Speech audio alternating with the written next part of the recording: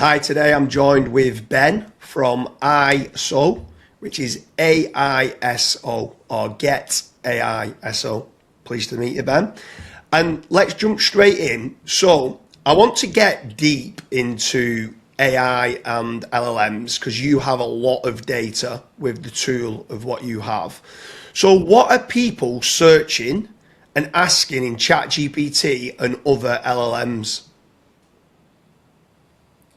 Yeah, this is a really good question, and I think a lot of marketers are wondering currently, if they should really pay attention to AI search, or if they do pay attention, they want to know if it's really worth investing a lot of money in it, and I think a related question is what's new really about LLM search? Is it just different apps that produces a little bit of a conversational content, but really the most of the rules of SEO still apply, or online marketing, digital PR still apply, and there's many components to this question. But one of the aspect of it, if you start from the beginning, in terms of the user journey, the search journey online, the discovery journey, the very first step is to know, okay, what are people asking AI search? Is it similar to the keywords in Google, with a few words before and after,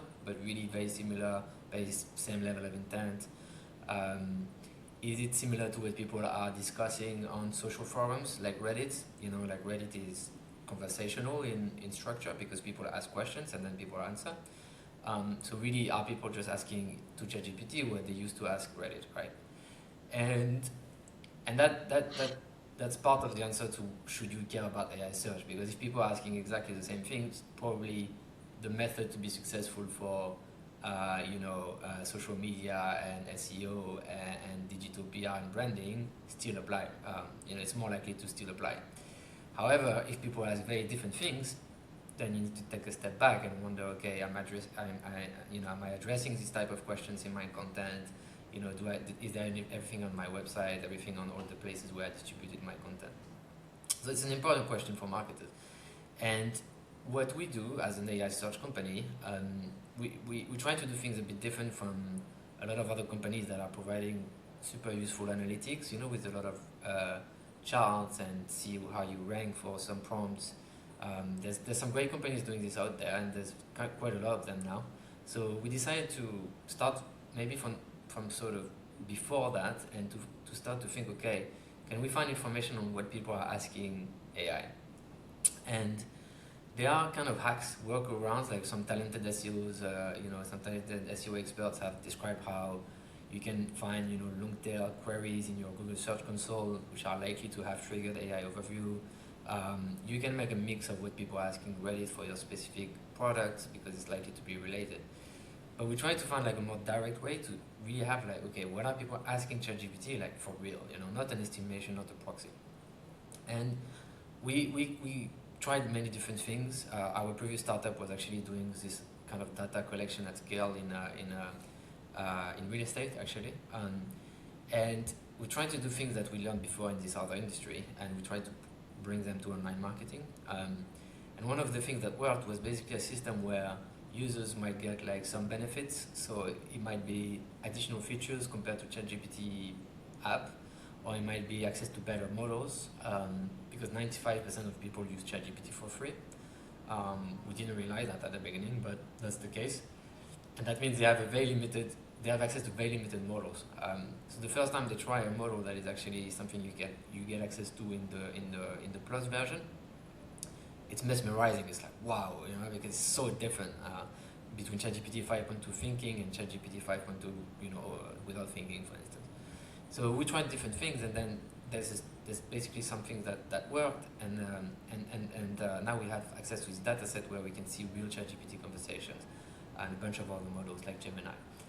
And without going super deep into it, there's definitely differences between the things we discussed before. So if you start with the keywords, the Google, the things you can see in SEMrush or Ahrefs or in your Google Search Console for your website, it's different, right? This might not be a surprise anymore because we kind of used to AI search now, but we didn't know at the beginning, and so the definite answer is that it's not the same thing as keywords plus a few words before and after. It's quite different. To bring a nuance to this, and I'll explain to you how different it is, but to bring a nuance to it, the most of the conversations are actually one shot. We were a bit surprised by that. So there's not that many conversations where it's like full back and forth with like more and more details added. That happens sometimes, and those are super interesting, obviously, for brands. But most of them are like one shot. I've got a question, I get an answer, and then I basically move out of ChatGPT and I go to like a normal Google search or it's AI mode, and then I click on one of the links. That's actually most of the journey at this stage of the funnel, like at the top discovery stage. So it's mostly one shot. But then if you actually look at the questions, they are much more specific. So it's very rarely like one keyword, right? Like best pizza in New York. Nobody asks this to AI anymore. And of course, this behavior is starting to also propagate into normal Google search, because as you know, Google is introducing a lot more, gradually, progressively, because they want to, be careful with their existing business, but gradually is introducing more and more AI, so people are actually more and more using the Google search bar as an AI, search bar. So it's more and more specific. So you will see, for instance, in the restaurants, the three most popular categories, by the way, in our sample are travel, consumer electronics, and travel, consumer electronics, and everything related to beauty, like skincare, health adjacent beauty.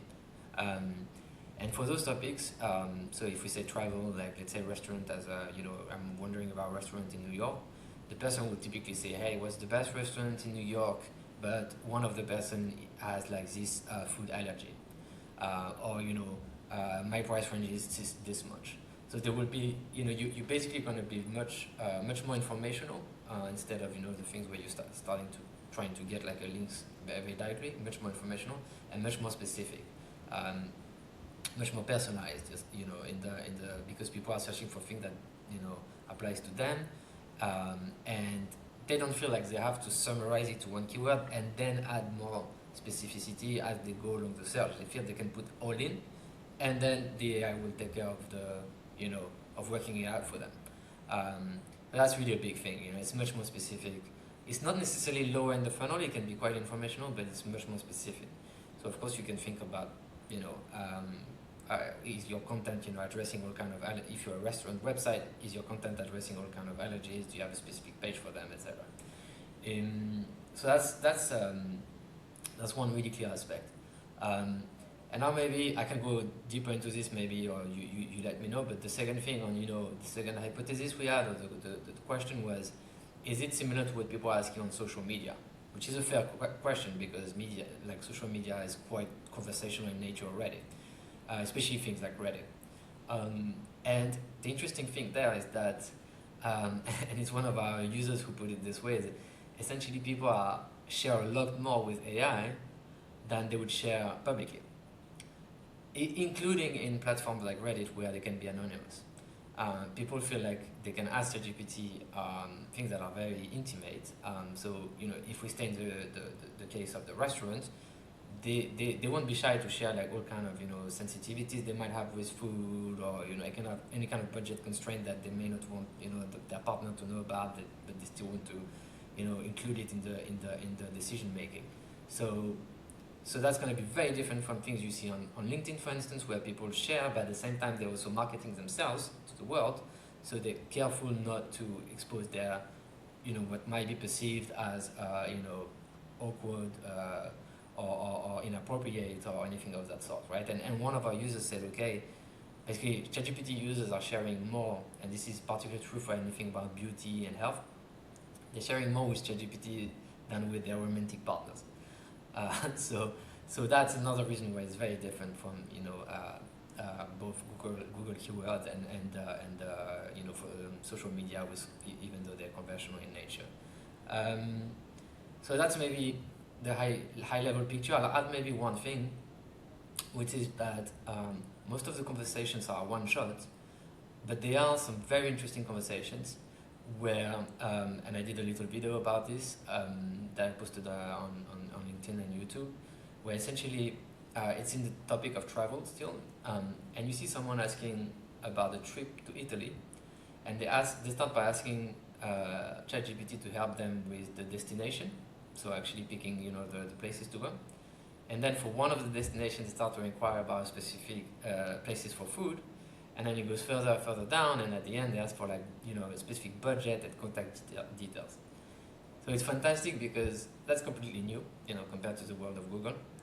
And we came up with a concept called like search density, where really what's happening here is that in one ChatGPT conversation, you have 15 Google searches. And of course, what's interesting also is that they go lower and lower in the funnel. So you start by something very informational. There's no brand, it's like trips in Italy with some just like cities and days. And then you start to ask about questions with a lot of specific, actually that person had celiac, allergies. So you had like some specific, request. And then you start to see some brands appearing in the answer, but just at the kind of second stage. And then the person asks for budget and then contact details. So now you're like really down in the funnel, and it's basically like 80% likely to lead to a transaction at this stage. So this is fantastic for brands, and it's very new. This whole funnel in one place with such a high level of search density. This is something completely new, I think. So with regards to, let's say, the search density of what you call it, so there's people getting from the top of the funnel down a lot faster down the funnel within one thread of going back and forth with, let's say, ChatGPT or with Gemini. And what you're saying is that the queries now seem to be a lot longer, where maybe Ahrefs and SEMrush might have came back and they might only be like 4-word type queries. Now they're almost conversational, like longer sentences with like, I'm looking for the best restaurant in New York that does pepperoni pizzas, and for this specific type of allergy that is under £50 for a partner or something like that. What do you find that people then need to do, who's a content marketer, differently to what they're doing? Like, do they need to be doing more semantic content, deeper content, more pages? What you're finding that they need to do to try to win top of the funnel and be able to keep getting from top down to bottom within the LLMs? Yeah, that's the $1 million question, and it has like multi dimension, and the there's a bunch of steps, and again, I find it useful to look at the sort of customer journey to kind of answer those questions, and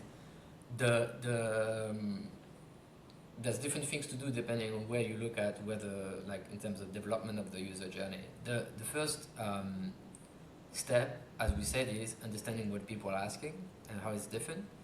And of course, once you have an understanding of this, the first thing to wonder is, and it's a bit like when you were deciding which keyword to go after. It's a little bit of a strategic decision to think, okay, the more specific I go in my content, the more long term I will go, and so the smaller the volume of requests I'm gonna hit. However, there's a trade-off, right? So like if you hit like very specific requests, the volume is smaller, but they're also like much more likely to convert. And in the world of ChatGPT, you're also much more likely to be picked up very simply by Chat, and similarly for Gemini, because if you answer very clearly and in a very relevant way that specific request, and if you appear in the space of potential options to find the answer, which we can go deeper into, but if you're part of this sample and you ask and you answer very in a very relevant way something very specific, you're very likely to be picked up in the answer. It can be picked up at different levels as a source or straight in the answers. That depends on many factors. But of course, if you target those, if you really hit that intent like in the nail, then you're much more likely to be picked up. Now, does that mean you want to have like 10,000 pages where you say, my how how I have a good pizza for celiac allergy and Lyme disease, and people don't eat nuts, and people it's all of this,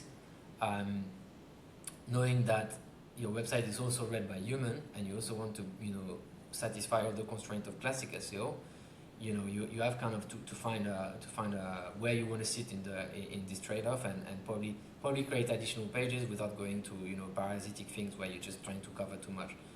But you may want to hit certain things, and in many cases, it's things that people didn't really bother to explain on their website because nobody was asking Google about it.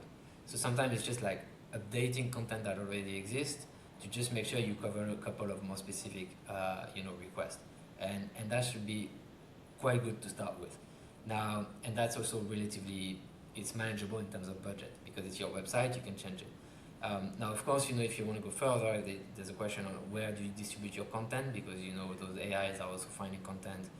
They're finding content on your website, and you can actually estimate, depending on the sort of the footprint of your brand, how big of this it is in the sources.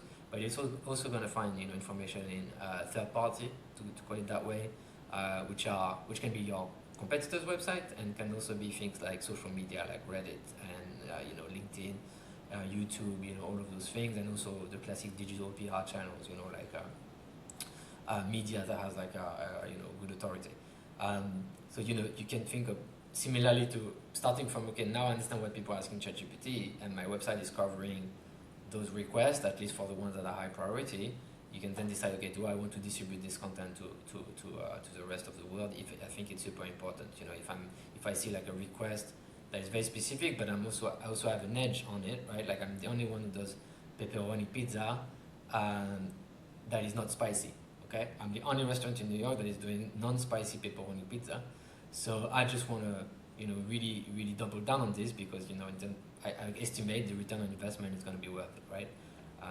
So I think it depends on your budget. It depends on how much you think you're going to get from it. But I would start by basically making sure your website is covering those slightly more specific requests for your more popular pages, with some updates.